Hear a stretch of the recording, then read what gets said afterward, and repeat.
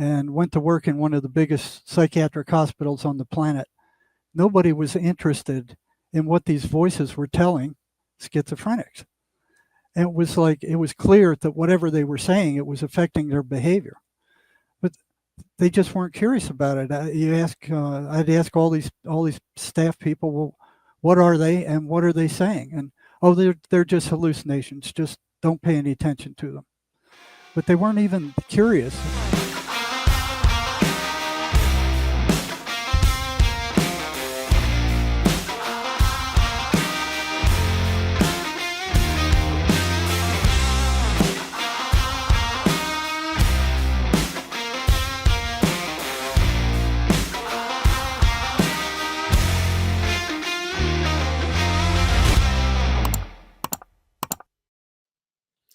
Welcome to the Mark Outward Show, Adventures in a Cosmic Suit. How are you? Are you enjoying this process that we're going through? The world is covered in drones right now, which is not going to be the subject of today's show. I will do a video on that soon because it is extremely interesting to me. But what we're going to do today is we're going to dig deeper into the voices in our heads, the demonic entities, something that I've been talking about since I started this podcast. Not by ambition, but by accident, really, or serendipity. When I started the podcast, didn't really know what I was going to talk about during COVID. And then it just came up when I was on somebody else's podcast. I started talking about my earliest memory, being recruited, or demons trying to recruit me when I was 3 or 4 years old, and it was relentless, and they've been relentless ever since. And there's many reasons for this, and it's led me to the conclusions that actually the whole world has been demonically possessed to some degree, without any of us realizing it, because they're very subtle, and what their job is as fourth dimensional entities that feed off us in this realm that we are in, where we're not top of the food chain, is to knock us off the path, or to make us do things that create guilt and shame that lock us in, and to make us ill and not survive that long, because they want to feed off our louche and other things which I don't need to mention here. But what's it like when they fully take somebody over? Because I've heard phrases over the years, over my whole entire life, we're overpopulated and we're destroying the planet, and humans love war and love to murder and all of that. And I've always thought, well, is that true? Is that really true? Or are humans being driven to these things by something else? And a few months ago, or maybe less than that, I interviewed an amazing man called Marzinsky, who's been working with schizophrenics for a very long time. And he noticed that schizophrenics were having a conversation with some invisible entities. And his academic peers said, well, don't go there, because you're just going to encourage them to have more hallucinations. But he pursued, because he's that kind of guy, and has come up with some amazing insights into that. And I did a show on that. And if you haven't seen that show, same with all my shows, everything I do is backed up on my website, which is themarkoutwardshow.com. And on here, you can see all the back episodes and other goodies there. Just use this search button here and just type in Marzinsky like this. And this is how you find videos on my website. And there it is. BBC, ABC, NBC, these guys are demonically possessed. 5th of November, I did that video. And so it's easy to find my back catalogue there. But also, because of the nature of this video today, which is going to be extraordinary, I also wanted to share something else with you. As a lot of you know, where did I put it? I published this book about a year ago, God Wins, which is a collection of all the poetry I wrote during COVID. And they all came out originally as videos, and these videos were channeled to me via higher beings, God, actually. One of the days during the middle of that madness, I was actually asked to do a version of something from the Bible, which I'm going to share with you now before we bring my guests on. This is, although it says it's a poem by Mark Outward, it's actually directly from the Bible. It's just performed by me. And this is the armor of God, and it's something I think we all need at this time.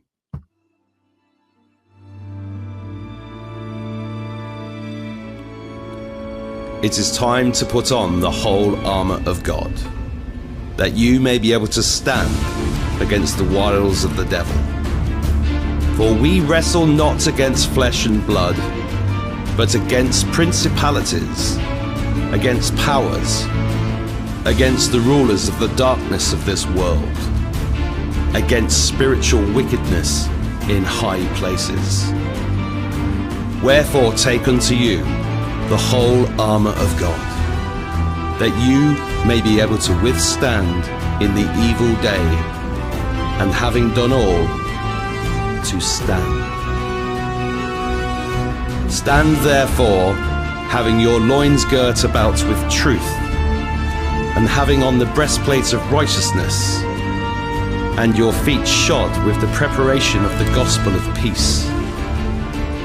Above all, taking the shield of faith, wherewith you shall be able to quench all the fiery darts of the wicked, and take the helmet of salvation and the sword of the Spirit, which is the word of God.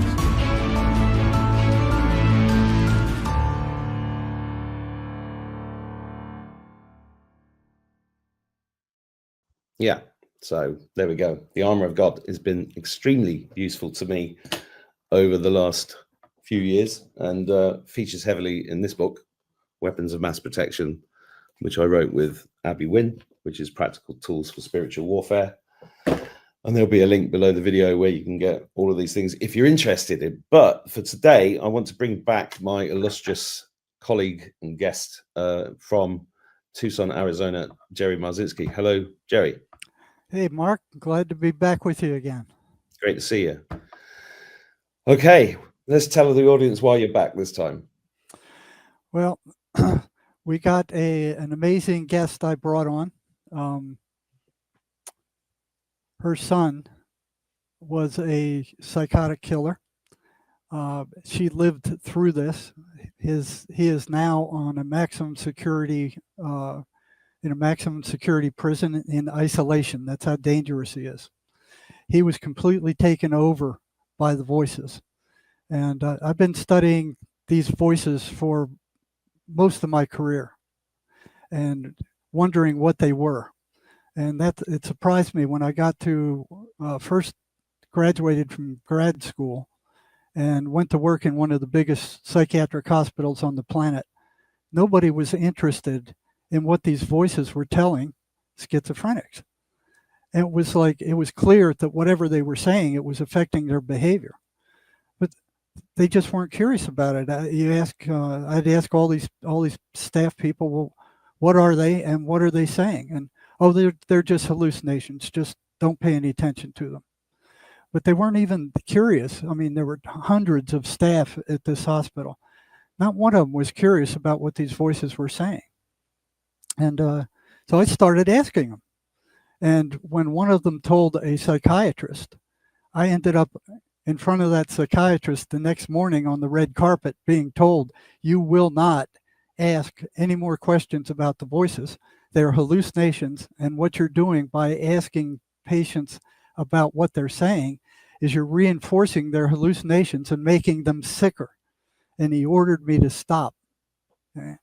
That happened twice at this hospital. So that they don't even want you looking into it. All right. Now, what they're saying is that these voices are auditory hallucinations. Right?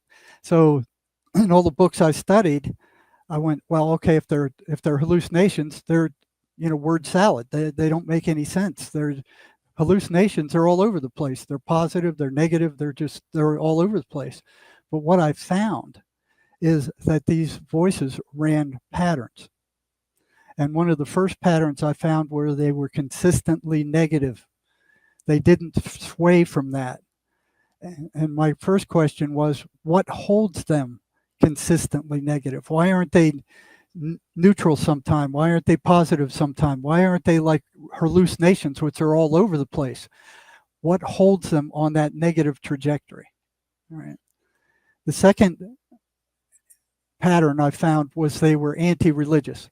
They didn't like schizophrenics reading the Bible. They didn't like them going to church. They would mock Jesus. They would mock religion. They would keep them from going to church. And if they did go to church, they got louder and tried to drive them out.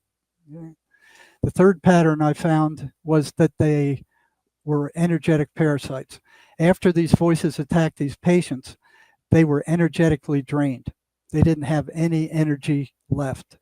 And when I started asking the patients about that, they didn't even realize it until I brought it up.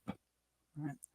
And then when I brought it up, I asked them, okay, every time you get attacked by the voices, you're energetically drained. You know, where did your energy go? And they would say, I don't know. And I'd come back with, well, if you were sitting in front of a fire and you stuck your hand in that fire 500 times and each time you got burned, what's burning you? They had no trouble saying, well, it's a fire. But then when I say, okay, you've heard the voices tens of thousands of times over the years, and each time you've heard them, you were energetically drained. What do you think was draining you? The overwhelming answer was, I don't know. They were being blocked from seeing that. Right. And then when you bring it up, they go, oh yeah, I see it now. So these things are also parasites. All right. What they say is consistently negative. And what they will do is they will move in and they will start pushing the original personality out of the way. They start moving to take control. And usually there's a battle there because the person's body, the person's spirit, doesn't know what they are, they don't like it, and they're confused. They're very confused about what's happening to them. Now, what adds to that confusion is the psychiatric mafia saying these things are hallucinations. Your mind is broken. You know, it's shattered. There's something wrong with your mind. Okay, so that adds to it more. And then they say the only thing you can really do about it is take these medications that we have that are indeed toxic, and they're neurotoxins. They will kill brain cells when used over a long period of time. And some of the autopsies they did of long-term state hospital patients that were on these neuroleptic drugs for years, their brains were shrunk like walnuts. Right? So these drugs are not only not curing anything, they're doing neurological damage to these patients. It won't recover. I mean, they're actually killing the brain, right? So, and those medications do not get rid of the voices either. So these voices are energetic in nature. They're not physical. So, you know, pouring Thorazine or these neuroleptic drugs onto the brain does not get rid of them. It's equivalent to trying to pour Thorazine or these psychometric drugs on top of a magnetic field and expect that magnetic field to go away. It doesn't touch it. It doesn't get rid of the voices. All right. So here they are, they have the entire Western world convinced that the only treatment for schizophrenia is their drugs. And their drugs don't work. Nobody's getting better. It may lower the voices, it may weaken them, but 98% of the time it doesn't get rid of them. And if it does get rid of them, as soon as they stop the meds, they return. Okay, so what the Western medical psychiatric model is not working. It's here in the United States, we have 50,000 suicides a year, year after year after year after year. And a great majority of those people are on these psychiatric drugs. Right? They don't work. So what happens is these voices get stronger and stronger and stronger. And I've only seen maybe one or two patients where they completely took over the patient and the person who was there previously is no longer there. They're completely taken over by these drugs. And the first time, or these voices.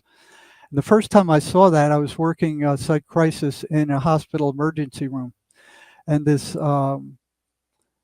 father brought in his son, who had gone completely off his rocker. And what happened is he started hearing these voices while they were in California. The father got a job in Arizona and left his son there with his girlfriend and moved to Arizona. And I called the girlfriend, and what had happened is the voices were getting stronger and stronger and stronger. This guy couldn't sleep at night. He was pacing the floor all night. He was acting stranger and stranger. The girlfriend started getting afraid, so she would lock her bedroom door at night, and he slept out in the living room. So she was starting to get more and more unnerved by his behavior. Then one night he got up at like 3 a.m. She heard him open the drawer where all the knives and the spoons were, and she looked out the window as he left the apartment, and he went out into the lawn in front of the apartment with a big butcher knife, and he started stabbing the lawn. He got on his knees and he just stabbed the lawn over and over and over again. She saw that and she was completely freaked out. She locked the door, she called the police. He was banging on the door to let her in, or let him in. And she said, I called the police, leave. So he left, and he had nowhere to go. So he called his father in Arizona. His father paid for a ticket for him to come to Arizona. When he got to his father's house, he still was hearing those voices. And when his family called him by his real name, he got furious, and he would tell them, I am not John Doe, Joe Biden, or some other name. And he got furious when they called him by his real name, and he kept repeating, I am not, Joe Biden. Joe Biden is dead. I am this other guy. So every time they called him by his real name, he got furious. And then when his dad did that one time, he attacked his dad physically. Right? And then the brother beat him up, threw him into the bedroom, locked the door, and said, stay in there. And they could hear him talking to the voices while he was in there. So he wasn't getting any better. So they brought him down to the ER, and I got him to psychiatric evaluate. And he swore he wasn't the person he used to be. He was hearing voices, and I had him admitted. But the person who used to be was no longer there. That he didn't recognize his mother and father as his mother and father. He ordered them out of the house and said the house was his. So at that point, they brought him down to the emergency room, where I got a look at him and admitted him. It was the voices that drove him into this. And a lot of times, when the voices first start up, the person is very confused. They don't know what's going on. And they're told that their mind is broken by psychiatry. So that's kind of like that sign, Dante's sign, all who go here or all who come here give up all hope, because there is no hope. If your mind is broken, that plays right into their scheme of, oh yeah, just come to us and we'll give you these psychiatric drugs every month at a cost of what, $1,000 a month. So what they want is a something that's treatable but doesn't go away. So they're making $14.7 billion a year, every year, not million, billion, selling these antipsychotic drugs that cure absolutely nothing. They have reduced funding for research into the causes of schizophrenia down to almost nothing. So they do not want a cure. They want you to keep paying them for these drugs. Right? So what we're going to bring on is Janine. I met Janine years ago. Her son murdered, I think, 4 or 5 people. He killed, I think, 3 or 4 in a drug deal. He was sent to prison. he came out and he murdered his girlfriend and cut her into little pieces. They still haven't found her body. But Janine was tracking the voices the entire time. So she watched all this happen, and she can attest to the fact that it was the voices driving her son. So her story is very gripping. It's very sad. She's still in touch with her son. I think she has some pictures that he drew. I have a poem that he wrote about his voices. And we're going to turn it over to Janine now to let you hear her story of what she went through with a son who was completely driven by these voices. Okay, thank you for that introduction, Joe. Let's bring Janine in. Hi, Janine. How are you? How are you? You're currently muted, so I'm just sorry. I'll just have to unmute you there. Yeah, sorry. Oh my goodness. Hi. Thank you for having me. Thank you so much. Thank you for being here. That's quite it's quite a hard introduction to listen to. So I'll just pass it over to you guys. Jerry, where should we start? Well, tell them how where it started with your son, when he started hearing voices. When did you notice? When did you realize that they were voices, and when did you realize that they weren't him? Okay.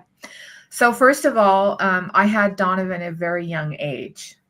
I was 15 when I got pregnant, and I was 16 when he was born. He's now 47. Okay. So right off the bat, you need to understand, I was a very young woman raising a child, and Donovan and I grew up together and had pretty much of a sibling rivalry. Okay. So you have to understand the whole picture behind the scenes about how we communicated. And so I was a single mom. I wasn't married. The dad wanted nothing to do with Donovan. So that's kind of where it started for us, Donovan and I. With that being said, when I was in college, there was a period of time when Donovan had 3 little friends he played with in his imaginary world. And it was always that way. He had 3 friends, and they had names. I'm not going to say the names. And I started noticing his playmates when he was about 4. Okay. And so he was active with them. They weren't harmful to him. To me, in my mind, I think about this, and Jerry, I've told Jerry this, they kind of reminded me of like little gremlins, because they were kind of, mischievous. And, with somebody like Donovan at the time, when he was just such a young boy, I had no knowledge of what anything was going on, other than he had imaginary friends, and everybody said, oh, that's normal, for kids to have that. Fast forward to when he was about 11, 12, started noticing I got married for the second time, and I had 2 boys. And my husband then started noticing that there were bruises on the kids. So and this was in the 90s, mid to late 90s.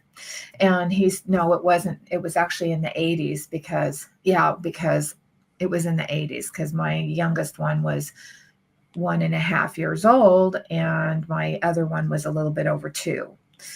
So he started noticing, we both started noticing, we talked in bed, what's going on with the boys? Have you noticed there's, bruising on him? So he stuck a camera, in a place. And back in those days, those cameras were really big. And he put the camera, and he videotaped Donovan taking a basketball and throwing it on my youngest son's head. He was 18 months at the time. And then he videotaped, and then on the same video was where Donovan took a pillow and he was trying to suffocate his younger brother, his other brother. When I saw that video, I completely lost it. I called the psychiatrist where I lived at that time, And we decided to go ahead and put Donovan in the state hospital in Colorado, which is where I lived at the time. And so he went into Pueblo, Colorado. Did you also tell me that Donovan abused animals also? Yeah. That also was very bad. He, he was known for taking cats and, twisting them around like that and throwing them up against the wall and feeding them antifreeze when we lived on the farm. And he took .22 rifle and shot cows profusely. I'd come back and we'd have cows that were riddled, and the farm hands were like, "Get his kid out of here!" That's common with people who are heading towards psychosis. It's the abusing of animals is a red light. Yeah, he was pretty violent, and then also something else he did was. When he was in school, we lived up in Cripple Creek, Colorado at the time. We had a ranch up there, and he stuck bananas up the tailpipe of the school bus. He was, that kid. And then he got, he had to come home from school for like a couple weeks for that little episode, and it just progressively just kept getting worse. And it just never went away. And then when we were going what effect did the drugs that the psychiatrist put him on have? Any? There's a lot of drugs I don't remember the name of, but I know Zoloft was one. Thorazine was another one. There were some other antidepressants and other drugs. He's on Seroquel. He was put on a mild case of Seroquel for a while, but right now in prison, I have just recently been told he's on Seroquel.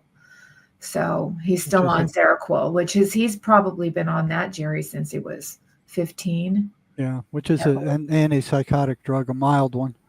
Yeah. Now, what about when he was a kid? Did those drugs do anything to improve his behavior? Well, he didn't have a behavior. He was non-functional. When he was on all of the meds, he was like tired all the time. They turned him into a zombie. It was awful. And he even came to me one time and he said, "Mom, please, can I stop taking this medicine? I don't want to take it anymore. It doesn't make me feel good." And I did. I said yes. I didn't get any psychiatric approval, but I wish I would have, hindsight being 2020, because you can't just stop taking those drugs. No. It's not a good thing. No. But he survived. But hindsight being 2020, that wasn't such a good idea. Well, can I ask you a question, Janine? Yes.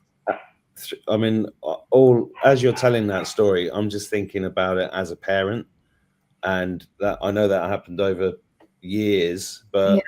How did you deal with that as a mother with these other children that were being harmed?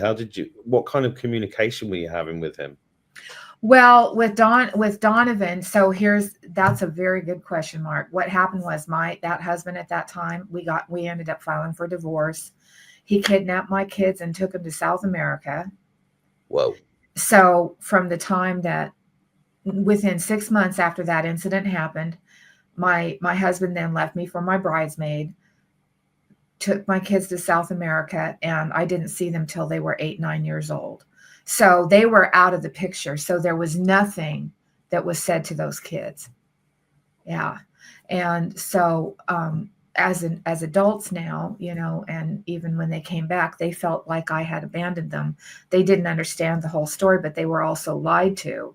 And there was no it was one of the worst cases of brainwashing, as the court and the divorce and all the lawyers said with the psych evaluations that the kids had. When they finally got back into the country, I had to fight to get their visas back. How did you deal with Donovan once you saw those videotapes? I confronted him. Edward and I sat down and we just said, "What is this?" And he just sat there with no emotion on his face. Didn't faze him at all. Didn't faze him at all. He just sat there. He couldn't lie and say it wasn't me. He was busted. But did he make any excuse? No. None. And that was enough for me. That's why I called the state hospital, because I don't know. I just know that when it came to those boys and the age and what he did and the fact he took the pillow and tried to suffocate, it was like, nuh-uh. And there's no remorse. There was absolutely zero remorse. And so when he got into the state hospital, he was diagnosed with schizophrenia and with sociopathic schizophrenia with sociopathic with psychopathic tendencies. Okay. No, Did you hear him? psychopathic with sociopathic tendencies. Did you hear him talking to the voices at any time during that period of time? All the time when he was growing up, he had his little friends and he called them by name. He had 3 of them. Now, what I have found out recently with having the phone calls with him in prison is that he got rid of those friends because this other one crept in. Are you spiritually protected? Are you wearing the armor of God?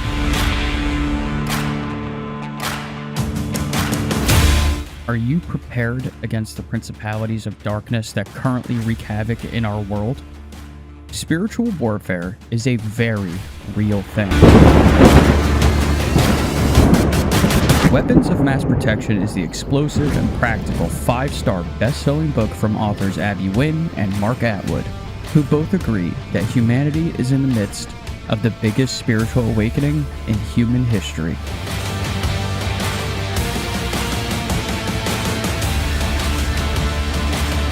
If you feel like things ain't what they seem, if you feel you are under attack, get your weapons ready now. Weapons of Mass Protection. Practical tools for spiritual warfare. Out now. Oh, that interesting. Can I ask you a question, Janine? Yes. You mentioned the 3 little friends, and you said they all had names, but you didn't want to mention them here. And I'm not asking you to mention them. I'm just interested in why not? Because to be honest with you, I don't want to call them in. Okay, that's what I thought. I just want to check. I don't want to call them in. I don't want to acknowledge them. So that means that Janine, we're listening to now, has an understanding of this.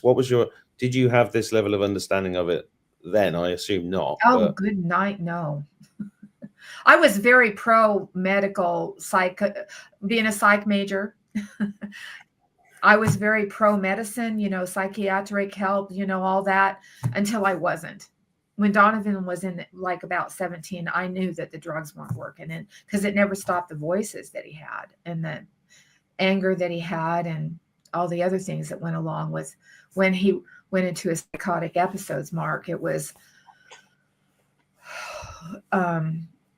so it was very scary. Did he threaten you when did he start threatening you? When he was 15, when I took him off the meds, and then he was in college, he graduated from high school. I homeschooled him. It was right after he totally stopped taking all of his meds. He stopped going to college. He got involved with some bad kids on the campus, and he started doing meth. Oh boy, that's a devil's drug. And then he would come home and he was selling pot, and I was very not there. And I told him, I said, you have to go back to school, because he was missing a lot of college. And I said, you're going to have to go back to school, or you're going to have to get a job, because I'm not having you sell drugs out of my house. And this is in Denver. And this is back when the Crips and the Blood gangs were all over the place. And two box music was booming in cars going up and down the streets, gangster, all gangster. Could you just explain what you just said? Because I don't know what you mean by the Crips and the Blood box. They're infamous gangsters that came out of California, and they were big in drugs, and and they moved into Colorado back in the 90s, and were they South American? Yeah. Yeah. No, not the. I can't say that to be true. It could be a lot of Mexican gangs, that come from Mexico. Because the reason I asked that question is because the new president of I'm going to forget the name of the country now. Is it El Salvador? Apparently, gangsters got taken out of South America and then satanized and then brought into America and down the coast. Oh, I saw a video on that. Yes, Yeah. and yeah, that's not the Venezuelan gang that's up in Colorado Venezuelan, right now, but there's a Yeah. couple of them. Yeah, they're really bad, very bad, and their tattoos are crazy. Their faces are tattooed and everything. Yeah, they're pretty scary. This is the thing that interests me, because this fourth entity that came in. When did you say that was? The third one. Donovan has told me that when he was about 12, which was around about the same time that he hurt the boys, it was about then, Mark. So I'd say about 12 is when he booted. His words to me on the phone recently in the last month, because we just started talking on the phone in the last month. He said that he booted those three out because this other one was taking over, and he liked this entity. They got along. Did you get? Have you ever had an inkling of who that entity is? Because I get a very strong feeling, and you can tell me whether I'm right or wrong, because the entities have a hierarchical structure, Mm-hmm. and lower level ones have to pave the way and pay up the line, and then it lets the way in for a more powerful one. Yeah. I believe that the one that's here is the one in the monster poem. When Jerry reads that eventually today, he does have a name, and we can hold off for that. But he did have a name. He has a name, and he's the same entity that is still in Donovan today. So there's been no success in removing him. None at all. Nope. I hope eventually, but I don't know. But I can tell when he's going to come out, because he gets super anxious and he gets very agitated, and he gets, you can just, it's like if I'm going to describe it like from a ethereal, but like if I were going to describe it from a physical perspective, if it were a real thing, it's like when the monster wants to come out of Donovan, I can feel it. Okay, I know when it's coming. Most people who don't know Donovan, especially living on the streets, you don't know when he's going to go dark. When he goes dark, he goes dark.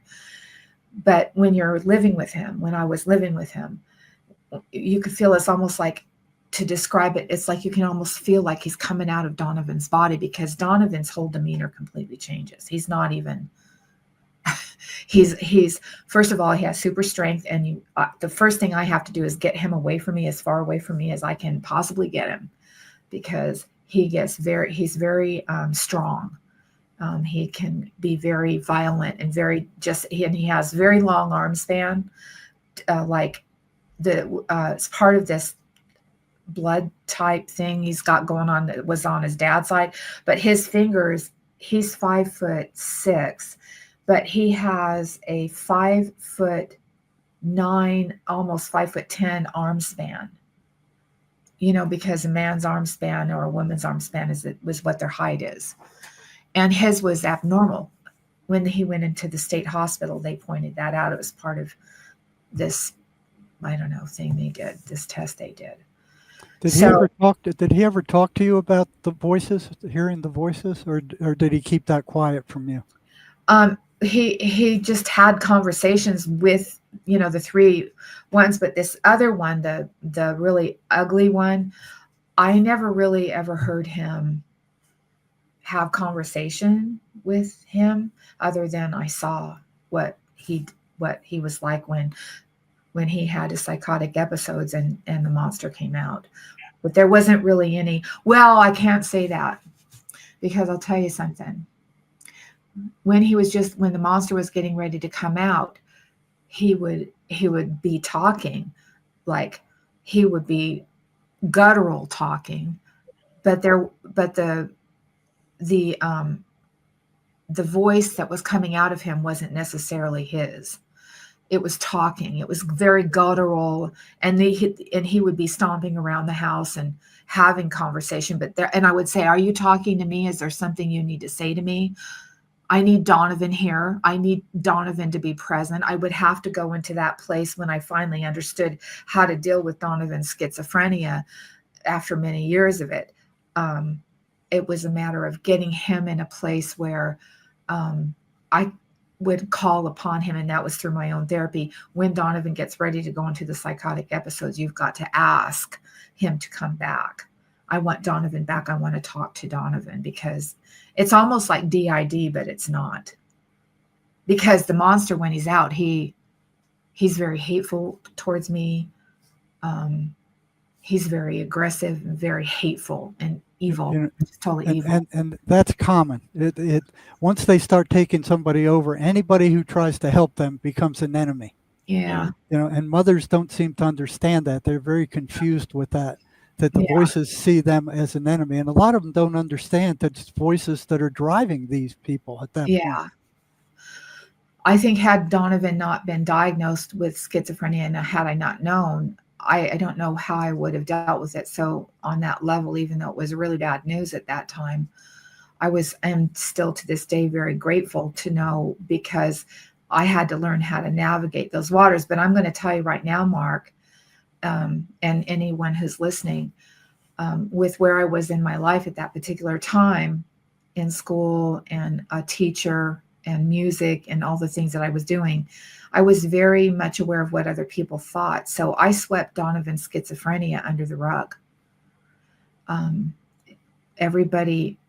People in the family really didn't know either. Even my kids, when Donovan murdered his girlfriend, my youngest son called me up on the phone and said, "Mom, I just saw this on the news.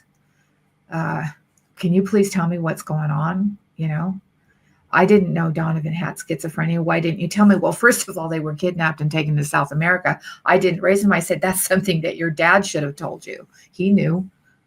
And he was just completely taken aback by the whole thing. So I need you to understand that that's what I did. I swept the schizophrenia under the rug, because I tried to make Donovan have as much of a normal life as possible. I put him in Civil Air Patrol. I homeschooled him. He was super intelligent. I got him into college. Then he got off on the meth, and then it was over with. After that 17-year-old age where he was at, then it was done for me and him. He didn't want to come home. Although he did want to come home, but there wasn't a way for him to come home until he cleaned himself up, because I wasn't going to have the drug use. There was nothing. There was no changes. It just, this demonic energy that was within him just kept getting worse and worse and worse, more violent, and used Donovan with his strength and his abilities to do very bad things, and living on the streets. He just did. Well, at some point he did come back and live with you for a while, right? Yeah. And what was that like? He got married, and then his wife at that time they were pregnant. And they lived with me for the term of her birth. And honestly, Jerry, back in those days, Donovan did really well. He wasn't drinking. He wasn't taking any drugs. He was keeping his wife clean from drugs, while, she was pregnant. And he was very helpful. At that particular time, I had a husband who had Lou Gehrig's disease. It wasn't the same one. It was my third husband, and he eventually died. And so Donovan was very helpful with me, with my third husband, helping me care for my third husband who had Lou Gehrig's disease. So, Janine, it was good at that time. So just for clarity for me, he, at the age of 17, he got into meth and he was out of the house. Mm-hmm. But he cleaned himself up. What happened to him in that period? You said he went off and did bad things. What did he do? Okay. Yeah. Managed to clean himself up to the point where you let him back in. Yeah. So, he just kind of went off on this rampage. He stole cars. He worked for a chop shop. He got money for the parts of the cars. He beat people up for fun. He got involved with Nazis, and that was a really bad thing for him, but it was a place where he was safe. They enveloped him.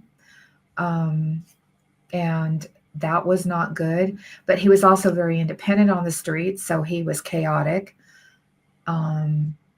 He just did a lot of crime, buying and selling drugs, stealing cars. And that was like from 17 till he was in and out of jail till he was about 21. And I'm talking about like county jail. He served time, he would get busted, and he would serve a year or two, get out, and then they'd have some charges waiting for him. And then in the year 2000, he got in a gunfight in Aurora, Colorado, and it was over drugs and gun sales. And he robbed me, and he took a safe of mine and broke into it, and I had guns and money in there. And the guns that he used in the gunfight belonged to me, and they were registered. I had a permit. And the next thing that happened was I got a police call from the Arapahoe County Sheriff's Department, our police department, that Donovan had been arrested and there had been some deaths involved. And in the gunfight in the middle of the night, there were bullets that were being shot out in the air. And of the three people that were killed, one of them was the guy that he had a bad deal with. And the other two people were just bystanders in their homes where the bullets went through the windows or through the house and killed those people. Yeah. So when he got arrested for that, he had been high on meth for 13 days. And he was not capable of serving or going to court. He wasn't sane. So they put him in this state hospital in Pueblo, Colorado for a while, for many years. And when the funding ran out of the state hospital, he was being medicated, and he was there. And when they ran out of funding, they had to go back to Arapahoe County to see if he was sane to be able to serve, to go to trial for those murders that happened, several years ago. And he was deemed sane. And then he got manslaughter. I think manslaughter 1 for that, because, that's how they did it. And in my personal opinion, as a mom, when that whole psychotic episode happened with him, I was really angry with the Arapahoe Police Department for a long time, because Donovan's slipped through the rungs in the ladder, if you will. If they could have just kept him there and literally got him for a murder and given him more time, I don't know if it would have changed the dynamic of the outcome of what happened to him today, but, where he's at today. But I just believe that the violence that he was exuding at that time could have been handled differently. But as a mom, I really removed myself from him, because he threatened to kill me then. And then he got out in 2007 and he wanted to come and kill me then. So I just kind of removed myself from him at that point, because. What happened during that episode, Janine? When Donovan went to jail, or? No, when you said he was trying to kill you. Oh, the threats frightened me. I mean, because I knew he was serious. I mean, Donovan isn't the kind of kid that would just. One of the things about Donovan, he's a big talker, but I'll tell you one thing: he does what he says he's going to do. That's what's scary about him. You get your bulldogs that wag the tail, that bark. Then you get your bulldogs that wag their tail and they bark and they attack you and they bite you. Donovan's that bulldog that wags his tail and bites you and enjoys it. Seriously. Didn't you say there was one time he came up to your gate at night? Now, that particular time was when he came back from Arizona, Jerry, when he was in Colorado after he had Allie's body for 43 days. He came to Arizona, and he called me on the phone right outside my gate, and my dogs were barking and I didn't know. And then I heard his voice, and I'm telling you, I've never been so scared in my life. He had the back of his Ford truck open, where he backed up to the gate. I had a fence jarred. My dogs wouldn't let him in. And I think that honestly, truthfully, those dogs saved my life. I was able to run through the house and I called 911. And then he left. He was never caught. And I firmly believe that had those police been able to get him that day, they would have found some part of Allie's body in that vehicle. But they thought, and this was during COVID, they thought I was lying. They didn't know about Donovan. And when did you find out what he had done to Allie? Well, I found out through a lawyer that was hired by the law firm I work for, that he called me, he text messaged me and said, Janine, it's all over the news, and then that's how I found out. Kind of. Is Allie the same person that was living with you when they had a baby together? No, that's his girlfriend, and he is still married to his wife to this day. And he's still got a child? He has two. Yeah, he has both. He lost custody to both of them, but his first wife, my granddaughter, is now 24. Okay. And yeah, she has suffered tremendously through all of this. She just has gone through so much. She's such a beautiful child, and I love her so much. And she came and lived with me in 2020, soon after this whole event happened, and stayed with me for about a month, and we processed through it. I hadn't seen her since she was 3 years old, and she remembered me at my touch. And it was just the weirdest way that we come back around. And I knew that I would see her again, but I certainly didn't think it was going to be under the circumstances of her father murdering, Allie the way he did.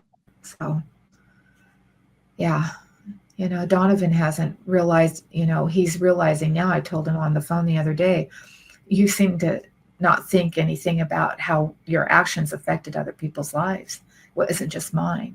It was your daughters. It was your sons. It was everybody that knew her, everybody that knew you. You hurt everybody when you murdered her. But he doesn't care about that. He doesn't care because she in his mind, she was driving him crazy. She was keeping him hooked on drugs. She was abusing their son. There was some sexual abuse there.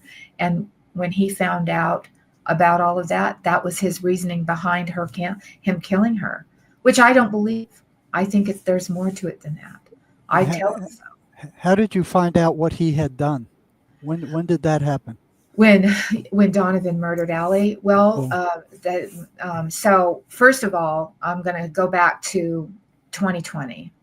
And right after COVID was announced, Denver was in a lockdown. I lived in Arizona. Arizona was in lockdown. And Donovan had just gotten out of jail, and he was living in a shelter.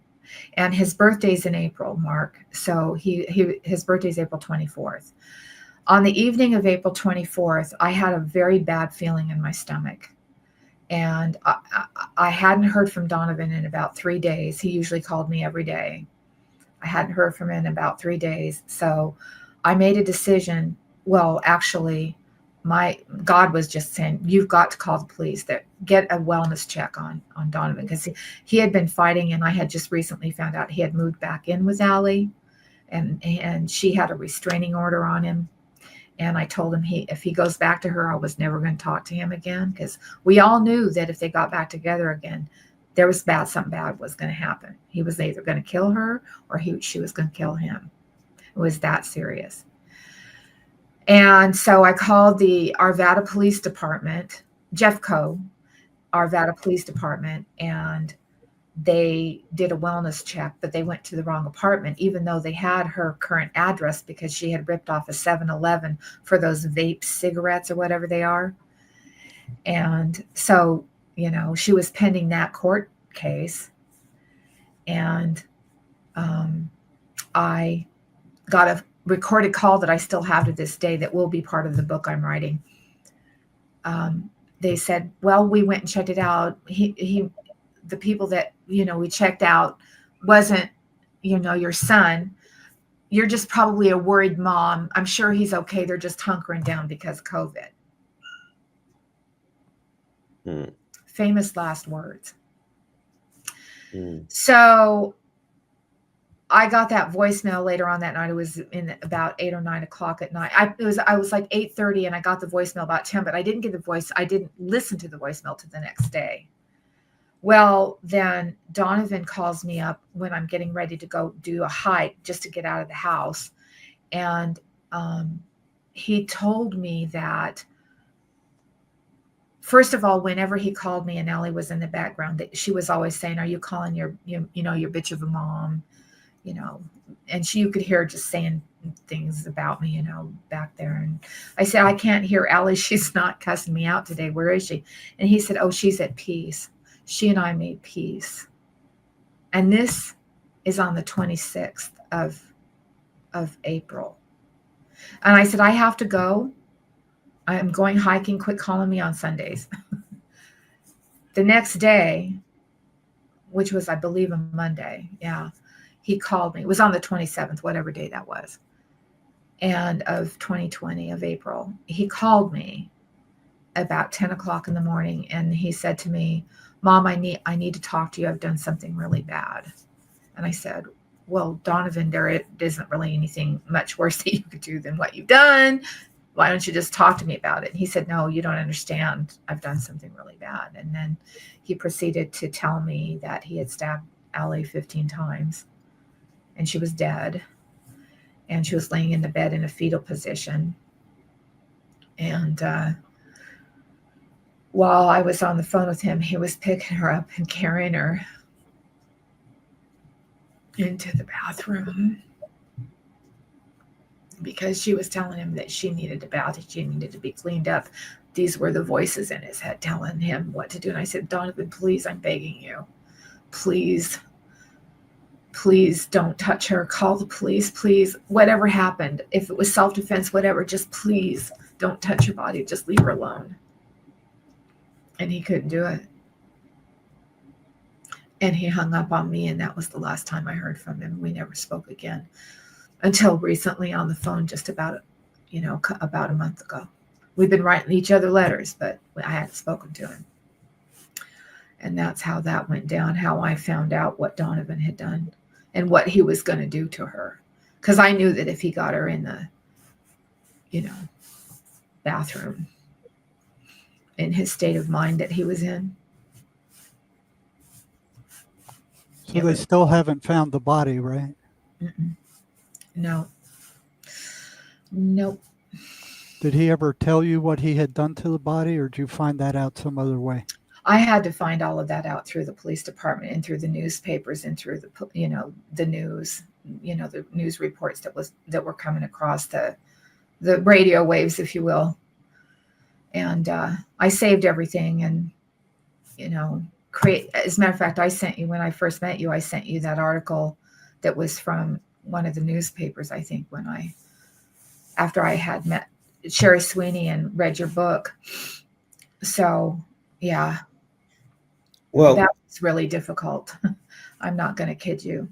I mean, there's a whole lot of other things, without getting into a lot of gory details, Mark, that he told me that day before he hung up with me. I mean, we're not here as voyeurs with this, but I think this is an important story, and I really appreciate you sharing it, because it is about demonic possession, really.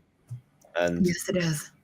That is the thing that I'm, I think I know Jerry is as well. I think getting people to understand that this stuff is real. Yeah. Sometimes takes something like this to sort of wake people up, because yeah, and I'm interested to know, and I think the viewers will be, your progression. Firstly, how the hell did you survive this yourself as a mother? And secondly, when did you get to the point when you really understood what it was? That's what I'm interested in. Well, I think when it comes to the demonic possession, and when Donovan was diagnosed with schizophrenia, and at that 15-year age when he was on the meds, is when my spiritual journey changed, when I realized that the meds weren't helping him. That was my wake-up call as a mom. And all my whole my husband then was totally against that, but I'm sorry, that just wasn't an option for me. Diet was.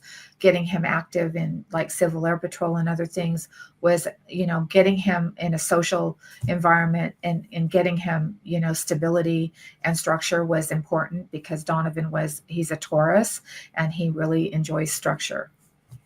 So that worked for a while until it didn't, till the entity, the demonic possession, the parasitic entity, got darker in his life when he got super violent with me when he turned 17.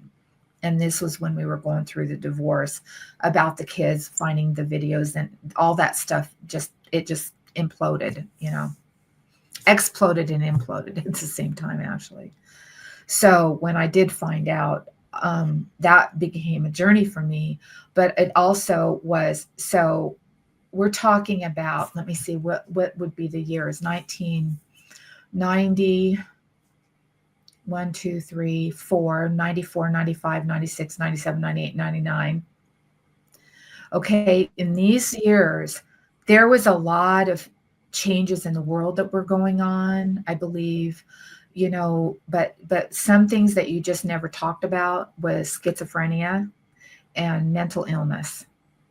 You just kind of, if you were in therapy, which I was, because of the divorce, losing my kids, this thing happening with Donovan, honestly, therapy saved my life. Talk therapy really saved my life, because I didn't have to share it with my friends, because I was kind of a private person even back then.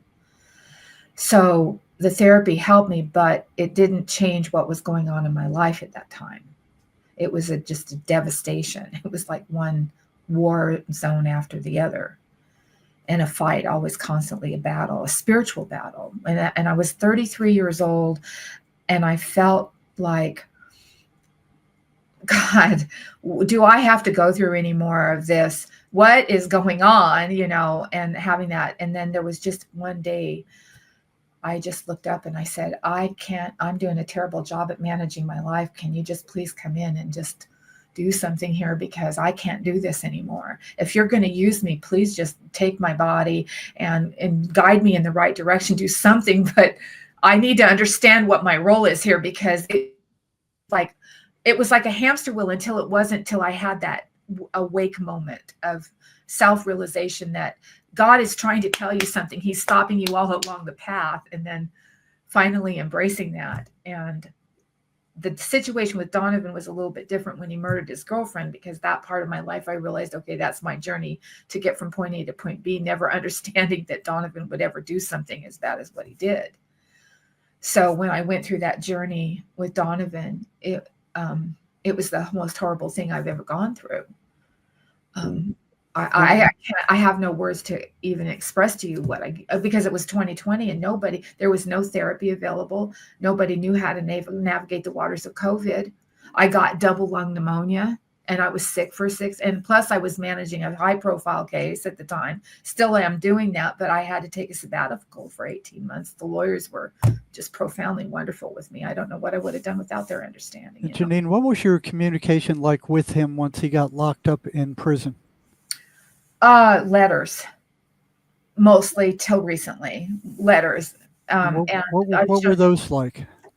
Well, awful. The letters he started writing me after, he had been in prison for 2 years now, because he pled guilty and he avoided trial. So the first letter I got from him from prison was on June 28th of 2023. And his writing wasn't so bad then, but he was, wanting me to feel sorry for him and all the other things that go, with it's your fault that I'm in prison, wanting to do all the blame and everything. And, it's always been between a Janine and mom. He hadn't really called me mom because he just separated himself. The monster doesn't want him to have a relationship with me anyway. Yeah. But I will show you something, Mark, that you'll see and it's not, I'm not going to read the letter or anything, but I do want you to look at the handwriting if you can see it. The handwriting is pretty stable, you know, it's pretty stable. You can see that his handwriting, it looks like, you know, it's kind of sloppy, but a normal person's handwriting. But when the monster writes, Yeah, I've seen this same phenomena also. yeah, The writing from the monsters all. So if you a can look mess. at that, you can see a tremendous difference in the handwriting. This is when his monster's out. And it's just jagged handwriting and scribbling. And you see how very hard to read in some cases. I don't, but you know, and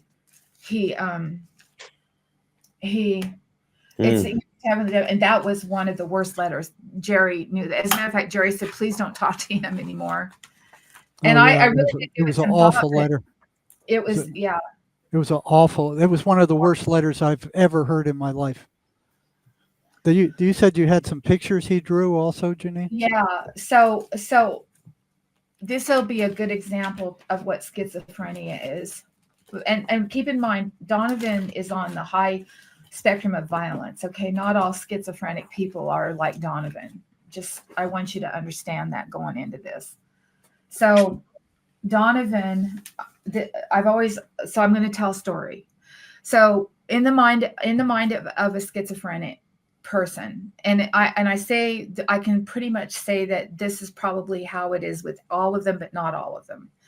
So schizophrenic people are super sensitive people. They are empaths and they're super, super sensitive. They feel everything. When Donovan was little, he felt everything, everybody's emotions. He was very sensitive, super sensitive kid, really sensitive. So I dealt with that, not understanding what was going on. Okay. Just that was me being a mom to my son. Those are things that I noticed. Over the course of time, and the violence ensued and the crimes ensued. One of the things that I learned about the way he thought is he compartmentalized everything. So the way that I can describe it from a visual perspective is just imagine a really super long tunnel and a hallway. Okay. And on each side of the hallway, every 10 feet, there's a door. Every single door that schizophrenic person who has schizophrenia has a memory there of something they did when they were in a psychotic episode. You've just described The Shining. Oh, geez. I didn't think about that. You've just described, that's extra. Stanley Kubrick's Shining is using that metaphor all the way through that. Oh my gosh. Do you know, that just gives me goosebumps because that is exactly what it is. Like when they stretch that hallway. Oh my, Mark, of all the shows that Jerry and I have done, you're the first one that's ever pointed that out. Well, The Shining came to me when we started talking, where the knife in the ground just made me think of the knife in the door. Yeah. And and then when you get to the end of that hallway, then it forks off because now the entity has done a lot of things and now it's a split entity. It's going to go one direction or the other. The older that Donovan got, the more violent he got, the more this entity was stronger and really bad. So you get at the end of that tunnel or hallway, then the hallway branches out and it's the same thing. Every 10 feet, there's doors on either side and there's more memories that are there. And Donovan will be the first one to tell you he compartmentalizes. So one of the first pictures he sent to me, and this would have been, let me see, he wrote me a letter on May 4th of 2024. That's this year. So I want you to take a look at this picture. This is a pencil picture that he drew. Do you see how there's doors, but they're brick shut now? There's no handles on the doors and they're stacked on top of one another. And it just goes on and on and on. So where he's at, this is let me see what the date is on this one. 11/26/2023. So this picture was drawn in 11/26 of 2023. This is after the murder, 2 years after. Now, when I look at this, the first thing I think of, well, he has bricked up all of those memories. They're never going to come out because there's no door handles. But that's what, and I've been describing this for years about what a schizophrenic thinks and how they compartmentalize. And then he sent me this picture. And this says it all about how a schizophrenic mind thinks. Do you think it's time that we change the term schizophrenia? Absolutely, it's not a disease. No, Because it's not a disease. that picture you just showed me is exactly what's going on with the collective mind of people that have lived. Absolutely, 100%. Oh, you're just going to make me just have tears right now. Well, it's a coping mechanism of the spirit, isn't it? Absolutely. How else do you cope with demonic possession? Because they are so unbelievably evil. Mm-hmm. Yeah, that is amazing. And the light's going to win.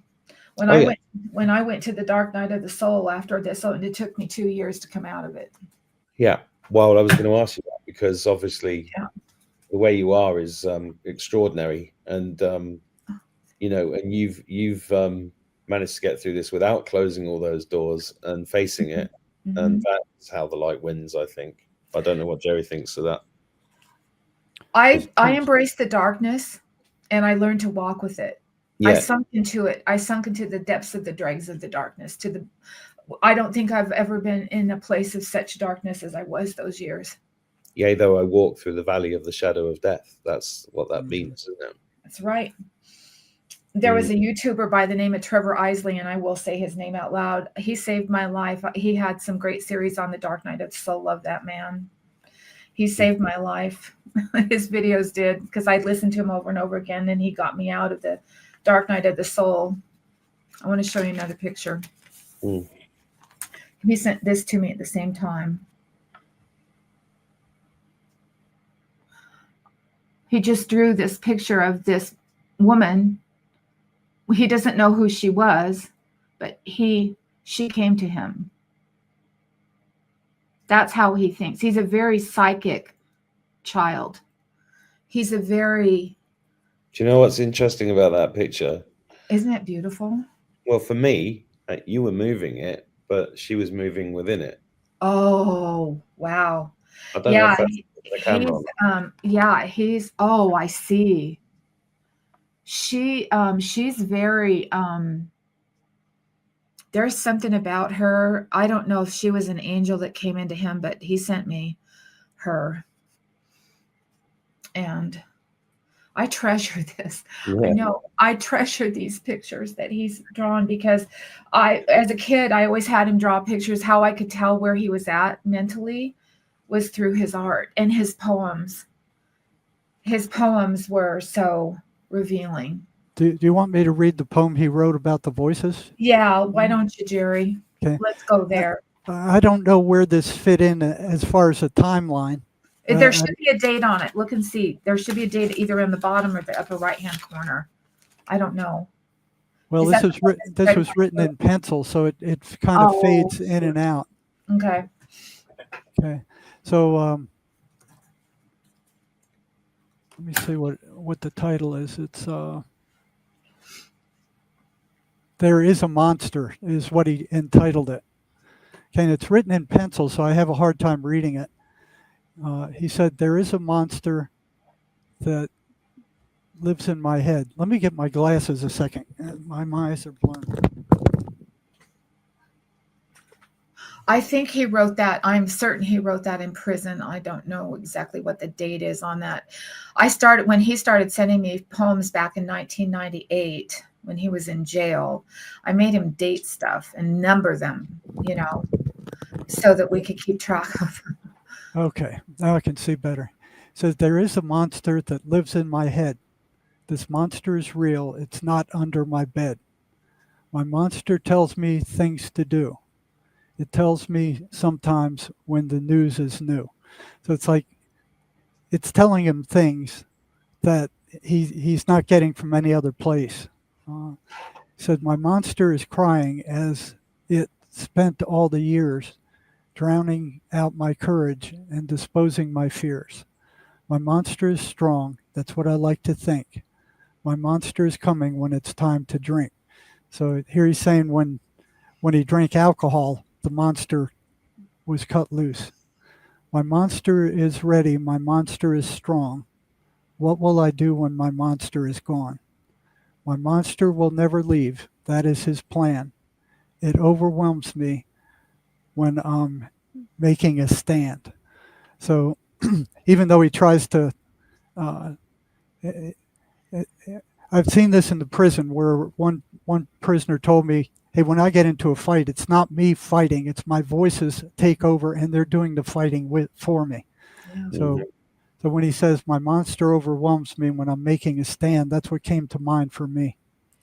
There is a monster inside of me. I thought it was strong. How could this be? Or I thought I was strong. How could this be? My monster has a name too. He walks in the dark whispering Yazoo. And somebody told me Yazoo was an Indian tribe. My monster is watching me. He won't tell you my name. My monster is the shadows you cannot see. His heart is heavy. He plays for the game. My monster is aware. He wants to be monster. So this is the voices. They are aware. These aren't hallucinations. They are aware of what's going on and the effect they're having on these people. He says he wants to be monster. He's as blood from a lake. His bond is with me, now monster. He has nothing else to do. My monster is awake. Yeah. That's a true story. That is Donovan in a nutshell. Can I ask a question? Yes. Have you ever considered an exorcism? Yes. Many times. And Donovan, I couldn't get him into the church long enough to do it. Actually had a exorcist priest. I'm Catholic, was baptized in the Catholic Church. And all my kids were baptized also. And had an exorcist from Africa who was a priest at St. Thomas More Parish, actually, where we were married. My second husband and I were married. And I couldn't get him in the church long enough to even have it done. I did have him come and bless the house, but that was after Donovan was gone. Yeah. Have you ever done past life regression, Janine? Yes, I have. And what did that bring up? Well, that's a very interesting question. I had past life regression. I was married. I lived in Australia, and I was a hunter-gatherer. I was the wife of an Indian who was he was a very powerful Indian, and he was actually my third husband who had Lou Gehrig's disease. He's the one we got into the past life regression with because we were so connected. It wasn't even funny. It was weird. So we decided to do the past life regression. And that was the first time I ever had it. But the second time I had a past life regression, I was also a Victorian debutante woman in the 1800s. And I lived in England, in London. So I have an interesting past life history. I have 9 past lives. Did you ever find a past life link with Donovan? Yes. Yes. He goes back to warrior. I had a reading done on him as well as me. And when he came through my womb. I became his mother. I was his mother. But his destiny was already there. He was a warrior. He goes way back to like 900 BC. He was a killer. He was a protector. He was a warrior, and he came into this with many past lives with that same. But he wasn't able to guide it. This body that he occupied, his soul that occupies his body. His human body was not strong enough to carry the weight of this soul that occupied him. So he made, as a human ego, made bad choices, and that's part of the other part of this story that I have delved into. I have called upon many wonderful astrologers to work with me during this journey, because what is above, so is below, and everything has a time meter and a snapshot of our souls when we come into this earth. So very much knowledgeable of that. Yeah, well, that's interesting. I'm also interested in the spelling of your name. Jinean. Okay, well, my family, the Florom family, I'm adopted. And so I grew up in Wyoming on the Indian reservation, but my family that adopted me were Floroms. So they go to France. They came to Ellis Island and then became part of the railroad in the 1800s, mid 1800s. And so that's where that name comes from. Janine is from my great grandmother on my father's side of the family. My mother was Jewish, and that adopted me. And she was a Pentecostal pastor in the town I grew up in on the Shoshone and Arapaho Indian Reservation, central Wyoming, Riverton. And that's where my name, but my biological family is Walsh from Ireland, who came to America and helped free the Irish during the IRA period of time, and helped free the Irish slaves in Pennsylvania. So my biological family is on that realm of, so I've done a lot of that research. Pretty interesting life. No, it sounds it. Yeah. I'd say there was there's usually a lot more to our lives than appearance. Absolutely. Yeah, that was part of my growth. I had to learn how to understand that world, because when I found out I was adopted, that was kind of a hard pill for me to swallow. But I was raised as an only child, but I've never seen a Janine spelt that way, and when that's her name, that's how she spelled it. Yeah, and when I saw it, do you know what jinn means in Islam? I do not. Do you know? I think it's an interesting coincidence, considering. I hadn't noticed that until you brought it up. Please tell me. I'm sitting here. There's another N with the formal jinn, double N. Yeah, but it's also spelt with one N as well. Oh my goodness! You just hit me. Seriously. The spirits. Isn't that interesting? Oh my goodness gracious. And my birthday's on the 11th of December. And that's the door of numerology, of opening doors in spirituality. And I'm deeply, I walk on that path. I am very connected to my soul energy. Well, this is I mean, I'd like to hear you explain to the audience why. You said you're writing a book about this. What's I'm assuming, and correct me if I'm wrong, that you have been given a mission here on these experiences, and what would that be? Well, I had a long talk with God during those 2 years when I was in the dark night of the soul, just screaming and screaming, wondering what in the heck's going on here? Why is this happening to me? And then I met Jerry. I listened to Sherry on Robert Phoenix's show, and then I sought Jerry out, and I was still going through a lot of dark night of the soul even then. But what I knew is when the answer came to me, it was earth shattering, and the message from God to me was, I had to take you to the darkness. I had to take you to the dark night of the soul. You had to go see what's there, because what is coming upon this world, and the darkness and the trauma that people are going through. If you didn't go to the depths of the dregs of the darkness, you cannot be a light to those. You must be darker than they. Well, in order to be able to help them. And that's where it came from. One reason I wanted to give Janine a voice is that I've run into mothers of schizophrenics over and over and over again throughout the years. And these voices hate mothers. Yes, they Yep. do. They hate family. They hate They hate- relatives. They want to isolate the person. And the mother is always trying to help. So Yep. they hate her more than most other people. Yeah. Mhm. And I've seen mothers get hurt over and over and over again Yeah. because Yep. they don't realize what these voices are and how much they're hated. And the more they try to help their kid, the more hatred that these things generate toward them. They do not want Mm-mm. any interference with them taking over the children of these mothers. They do And not.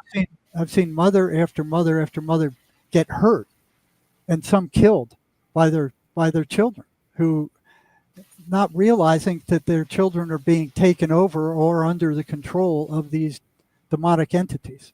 Mhm. Well, this leads me to my next question, really, because obviously, to me, Janine, you're a very powerful woman, and I do feel like there is an element of what they do is about this hatred of that Mhm. feminine energy. Because if we look at, we are, the feminine energy is rising, Yes. and it's something that has been decapitated and subjugated and destroyed over, according to recent history, for a long time. And part of me thinks that is part of it, to get, Mhm. how that's why I asked you early on, how does a mother, because I'm a father of 5 children, and I just kept putting myself in your shoes while you're going, and I'm not a mother, it's a different thing. Yes, understood. So how, when my daughter got Tourette's during COVID, I could feel what she was going through, because it was a psychological operation, and she's very sensitive and Yeah. empathic, a great artist, and Mhm. all of that kind of stuff. But fortunately, she's not succumbed, because the demonics have fought very hard to they come through children. They try to Yes, break they do. those bonds, because that bond of love is so powerful and so beautiful that it's one of their greatest prizes, along with, I believe, suicide is one of their greatest prizes. Yes, absolutely. So that's why I thought that was I think what you're doing is, and Jerry, both of you, is extremely important to help us get a greater understanding of this, because it's the invisible enemy. It is. Evil is out there. And I believe strongly any woman who has gone through first of all, I want to be very clear about something. Everything is relative to everybody's life. Some people will say, oh my God, Janine, what you've gone through is so bad. But everybody went through a lot of bad on their own during COVID. Everybody went through trauma. Our entire world is traumatized. It's not just about America. It's every country in our world. And it was a Holocaust, to say the least. And I will stand by that and go to my grave on that. What has happened to our people, and are the people of the world that did not deserve this. Now, when you put schizophrenia in the mix of all of this, and then you wonder all the medicines and all the pharmaceuticals, it even made me want to fight with Jerry even harder against the pharmaceutical industry when it comes to this, because we're not dealing with a bunch of people who are bipolar, manic depressive. We're dealing with trauma that was caused by people in power. And it's awful what we've had to go through. Well, what I think. I mean, I don't know if you agree with this, but for me, they're not human. That's right. They're not human, and a lot of them have not been human for a very long time. And there are spirits living through. There are entities living through. Absolutely. The ruling class. Yeah, absolutely. And in order to control the rest of us, they have to set their army, their legions. It's principalities of darkness. That's what we're dealing with.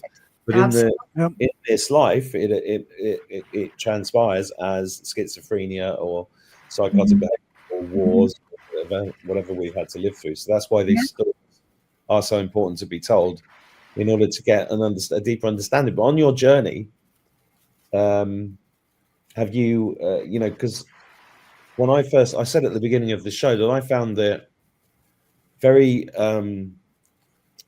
almost embarrassing to talk about my experiences with demons in my life, But when I did it, I came off that show and I slapped myself on the forehead, and I was like, "Oh, I had a business at the time. I was like, I'm ruined." You know, people. I'm talking about demonic entities on YouTube, and then I got all these emails from people from all around the world saying, "Yeah, same with me," but I never spoke about it Yeah. because they compartmentalized it, or it'd been knocked out of them, or it was made embarrassing, or somebody made fun of them when they were younger, and it just Yep. became, it got swept under the carpet. Mm-hmm. And hidden and hidden. And then the amazing thing about the last 4 years is this stuff is now coming up Yes. because it is being faced, as you've said. Yes. You've had your personal journey of that. Yes. Jerry's had a journey of that. I've had my journey of that. But the whole population has, and it's like getting them to understand that they're not alone. Yes. Is a huge job, and I think It that's is. It is. It's a big job. And do you know? I got to tell you, when Sherry Sweeney had that interview with Robert Phoenix, and I was in the Dark Night of the Soul, and that's how I learned about Sherry Sweeney. Do you know? When I heard her story, and I don't know if you know Sherry's story or not, it's a tragic story. Yeah, she's the co-author of my book. Yes. Oh, yeah. Yes. And at that very moment, I so related to her with the demonic and the presence of evil and love, the importance of love and the importance of embracing it with love. It made me want to seek out Jerry even harder, because especially after I read the book. And when I have to tell you that when I saw that video of that interview, Robert Phoenix is a mundane astrologer, a very good one. And I knew I could relate to her, and I needed, my soul craved a relationship with Sherry. My soul craved, I didn't know Jerry at the time, but my soul craved a relationship with Jerry because I knew they would understand. And my approach with Jerry, when I wrote him the letter, when I found him, I wrote him the letter, was, I haven't seen you interview any moms.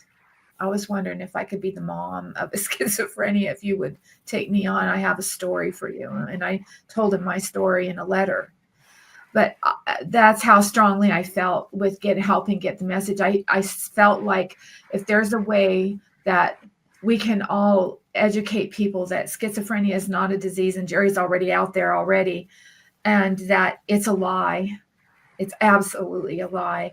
And that we are in a war of attrition in this world between good and evil. We must be the light that shines into the darkness. And that's the job I know I've been given. And I know that Jerry feels that way too, because he is just a huge light source energy. And I have so many people write me and thank me for saying, you're the only one I know that understands. Yeah. There's one guy who wrote, it was really interesting. He goes, now that I know that the voices aren't me, I got this. Yes. That's all he said. Yeah. That's a massive thing to insight, though. Yeah. That's the big one. If we could get I've been saying the same thing, and I'm like, these voices, the devil and the angel, if you just yeah, that's exactly right. That's the big one, because they're not going to recover unless they realize that these things are entities. They don't belong to them. They're coming from the outside. They are not who they are. But the voices want them to believe that they are the voices. Yeah. And I don't know how many patients I've had that would ask them, who are you? What are you? And they would say, we are you. Yeah, we are you. If you believe that, you become who they are. And they're consummate liars. They lie about everything. And it's critical for people to understand that these things are running fixed, unswerving patterns. Yeah. And I have them all listed on my website under jerrymarzinsky.com. Go to articles. All those patterns are there. You can see them for yourself. They're not hidden. They're not hidden behind a chemical imbalance or a genetic anything. If you're working with schizophrenics or you have a schizophrenic child, you can see these patterns in them. Yeah. If they're running patterns, these things are not hallucinations. Hallucinations don't run patterns. That's right. They're very real, and when the monster comes out, they're very real. And any mom any mom, whether they're violent, whether the children or the family member is violent or not, you can feel that parasitic demonic energy start coming through, because they're fighting to get out of the human body while they're in the human body, because the human body is it's a parasite. The human body, they work through the human body to the weak.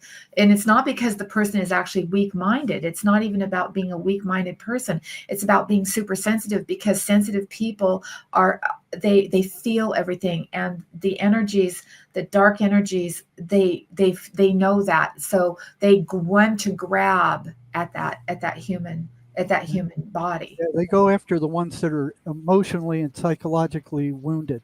Yeah. And they are parasites. They do suck your energy. Yeah. They hit us all. They don't just get schizophrenics. They hit us all. Yeah. You Every walk day. around and you have this random thought come into your head that's just horrible.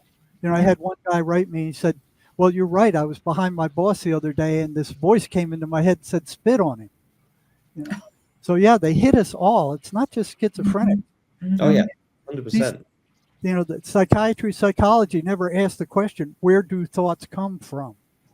They don't ask that question. All behavior is generated by thought. There's a thought first, and then comes a behavior. So they study the behavior, but they don't study the source of the behavior, which is the thought.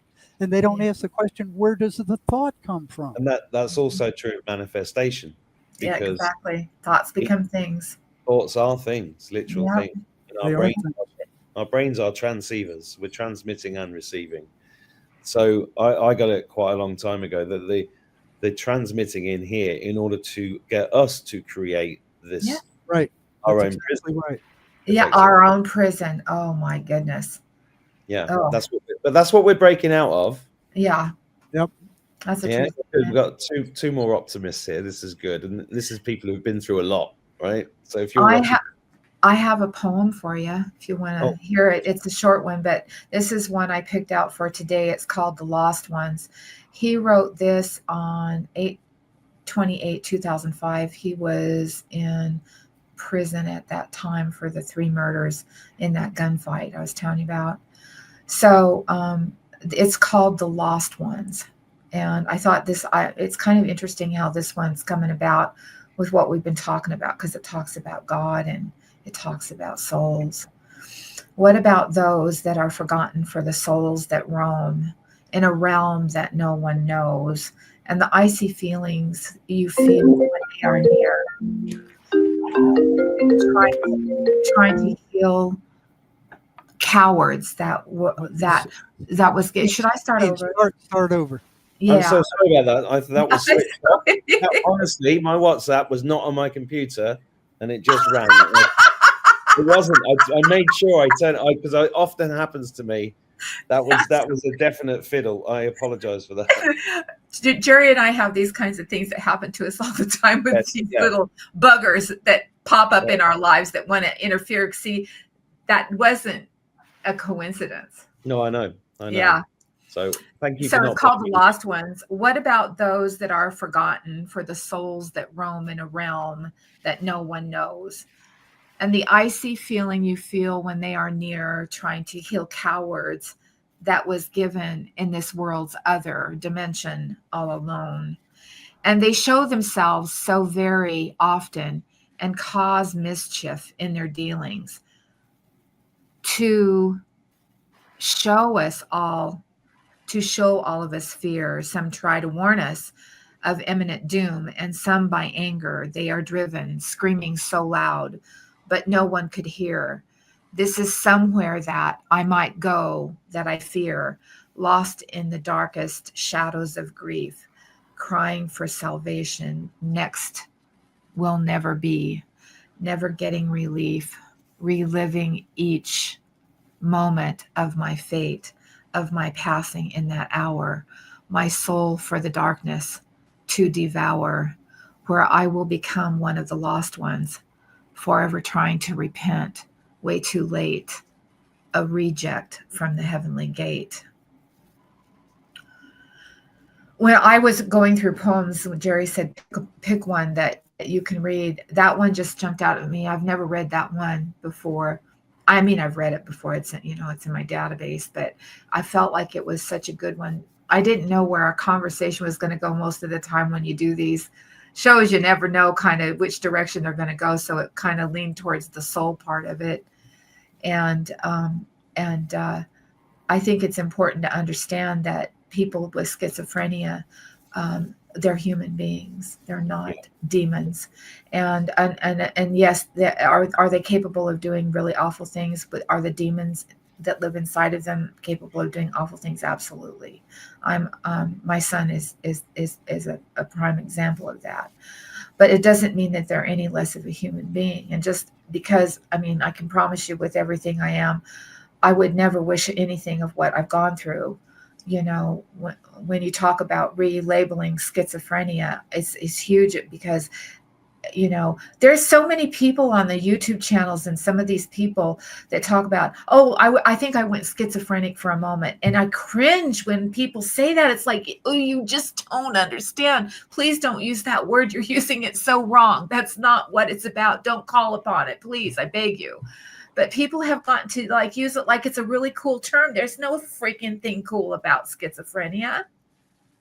That's why we need a new term. I think no, it's not acceptable for anybody. I'm sorry to say, oh, that was so schizophrenic. You don't even, if you don't understand it, don't use the word until you know what it's about. Schizophrenia is not a disease, but it's certainly not a term. That's like, I'm sorry, please forgive me for anybody. It's like calling somebody retarded, or, going back to those old days. I know there's a lot of prideful things, but you just don't do that. No. And it's been, Jerry, have you noticed how people are using the word schizophrenia like it's a really cool thing to say these days anymore? It's awful. You see it on TikTok, you see it on all over the place, And the kids are using some terrible words. I have the same issue with mine. I'm like, where are you getting these words from? It's like, I would never say that, right? To my parents or to anybody. And my kids are good kids, But that, again, we're in a spiritual war. We are.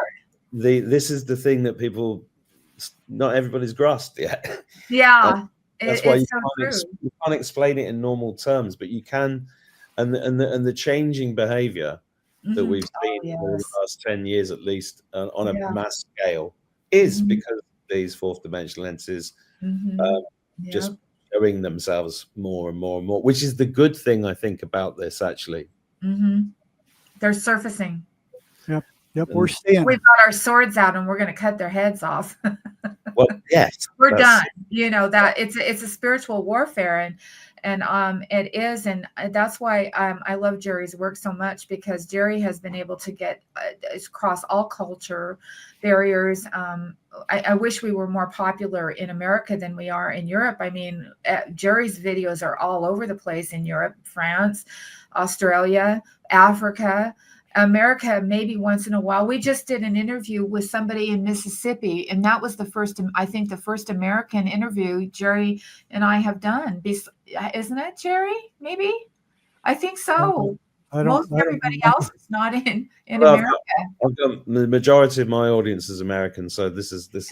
Oh, see how lucky we are to have you. Well, look, here with us I feel the same.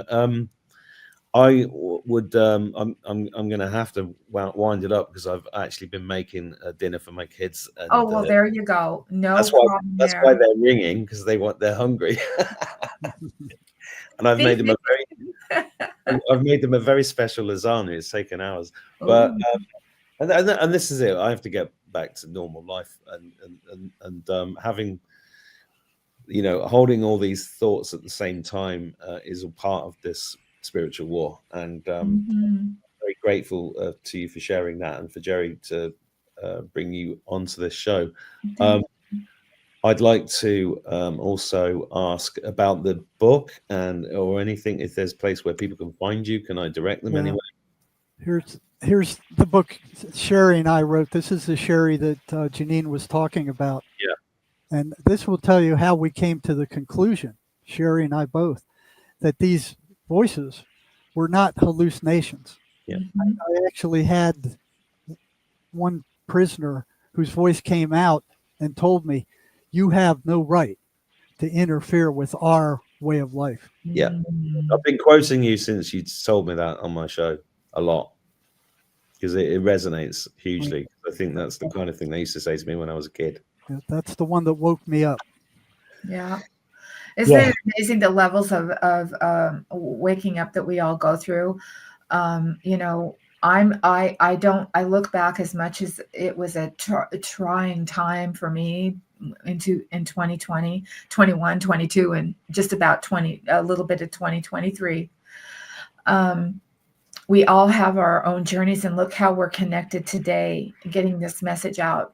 And this is a godsend. This is a miracle. All three of us are in different places, and here we are able to talk about this and be the love that we are, to let people know, just because people do ugly things doesn't mean we don't be love in our world. We have to be love to everybody. Okay. We have to be Janine, love. let's let Mark get to feed his kids before they Yes. invade. Yes. Yes. No, it's a beautiful way to end it. Your book, Janine, when is that coming out? Well, my granddaughter and I are collaborating, and I talked with Donovan over the phone, and I asked him if he would be interested in collaborating also in the book. I do want to insert some of his poetry, and he's open for me sending him the book to read and putting his own story together. But he's also going to be writing some things and sending them to me. And we're just going to approach this head on and do some, a story about what it's like, and, being a mom, having schizophrenia, and also being a daughter with a father who has schizophrenia. And I think it's going to be a really good way for all of us to heal. And anyone who's going through trials and tribulations like this, it won't be something that you have to think like I'm all alone and there's nobody out there like me. But there's people out there that can help, and I hope to be one of those people. I'm excited. I've got an outline, and I'm excited about where this book is going to go. Well, I do have a publishing company, and oh, you do? I could be quite interested in that. If you need I help. would love to talk with you. It's the kind of thing I want to publish. Well, thank you. But yeah, I'm gonna call it a day here, and thank you both very much for joining me. Thank you for having us. It's a pleasure. It's great to see you again, Jerry, and lovely to meet you, Janine. And pleasure being with you. Thank you. Thanks everybody for watching. And Jerry, thank you so much. All right. Please do share this story far and wide, guys, and God bless you all. I'll see you soon. Bye. Bye-bye.